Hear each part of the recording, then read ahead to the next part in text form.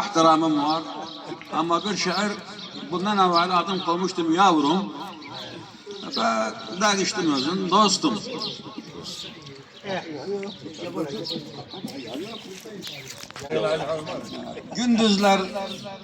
Gündüzler çalış, geceler oku. Marifet cevherdir, tez yatma dostum. Ariftan sorulur, sorunun çoku.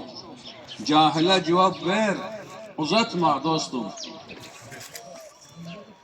Hürmetli insanlar, uyar keramet. Düz işler sonunda etmez nedamet. İstersin her günün geçsin selamet. Gelene gidene taş atma dostum. Ceyranlar yol eder, girer sıraya, sürüden ayrılan düşer deraya. Kudurmuş zamburlar yapan küreye, Irak ol parmağını uzatma dostum. Kış gelse sayak ol, yağmurdan selden, gürc ol kurşağın açtırma belden.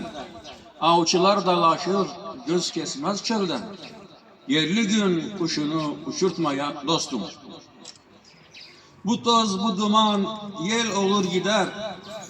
Dağlarda doyan kar sel olur gider.